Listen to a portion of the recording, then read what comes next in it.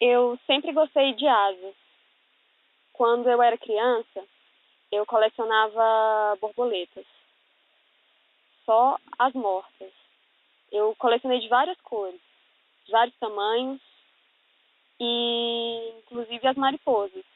Só que eu não sabia que elas eram diferentes umas das outras. Eu só achava que elas eram mais gordas. Aí depois eu fui crescendo, fui lendo coisas e descobri que as duas eram bem diferentes umas das outras. Um dia eu estava andando, saindo do colégio, e eu olhei para o céu e veio um vento assim muito forte.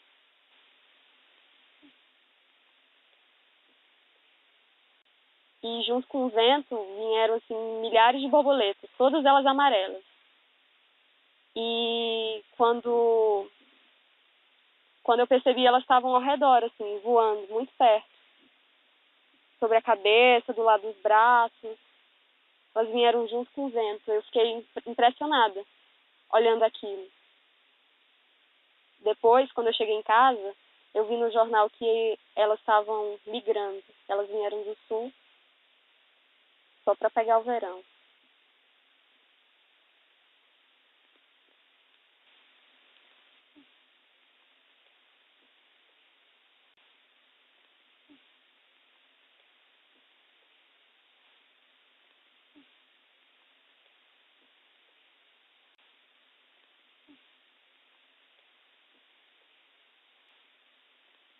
Penúltima rodada do Campeonato Brasileiro de 2011, Vasco e Fluminense.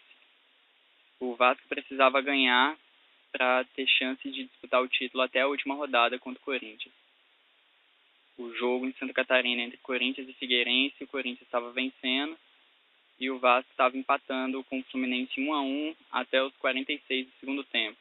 Quando o Alexandre cruza para dentro da área, Bernardo chuta, Diego Cavalieri espalma e o Bernardo no rebote faz o gol da vitória do Vasco, que deu a chance de a gente disputar o título. Quando viajei para lá, fiquei na casa dos meus tios e fiquei procurando alguém que pudesse me acompanhar no jogo, né? Só que daí todo mundo que meus tios conversava falava: meu sobrinho é vascaíno, ele vai assistir o jogo lá no Engenhão, Vasco e Flamengo. Aí todo mundo olhava para mim com cara de despedida e falava: Vasco e Flamengo? Eu vou assistir qualquer jogo, mas Vasco e Flamengo eu não vou não. Mesmo assim eu fui lá, só que daí sem nenhuma identificação, não levei a uniforme do Vasco, fui com uma camisa neutra.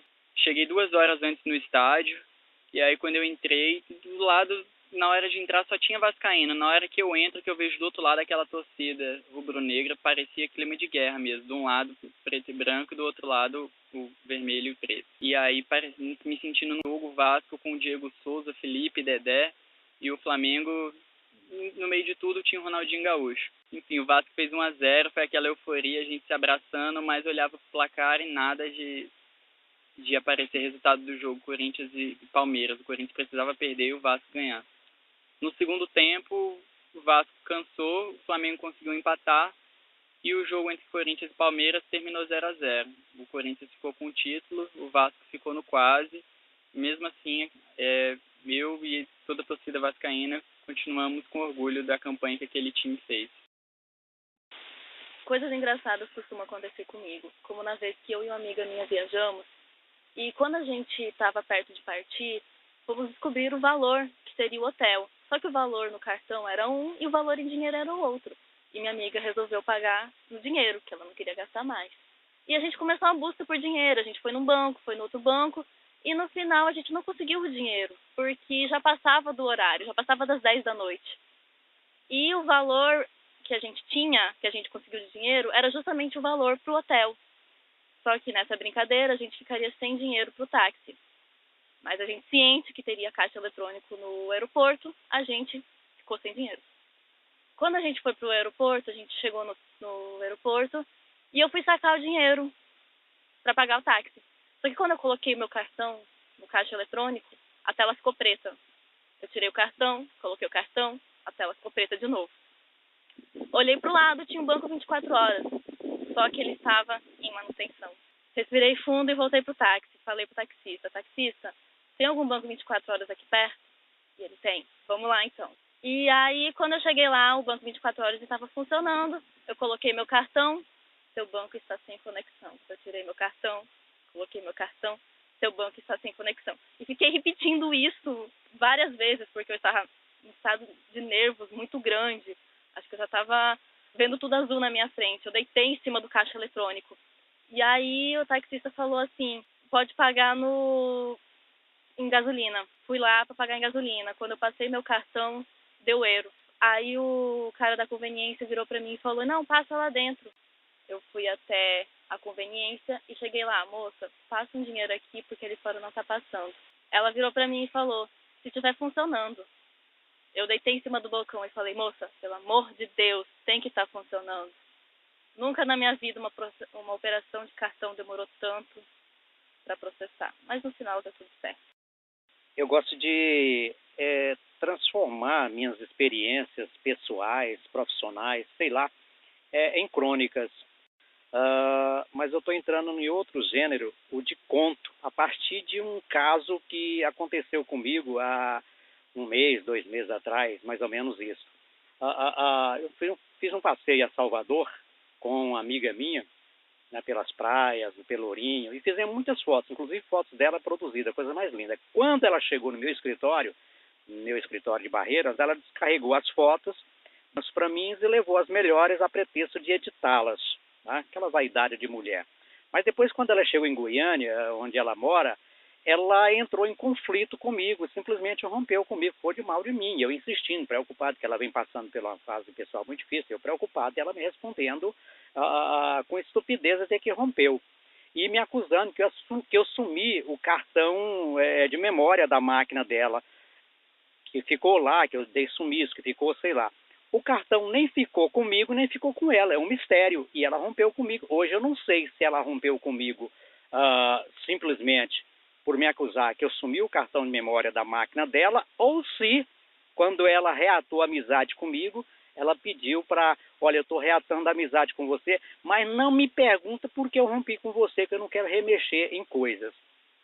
Eu fiquei assim com interrogação, o porquê desse rompimento. Se foi mexer em coisas que não existiu, como muitos podem pensar, se for o sumiço do cartão.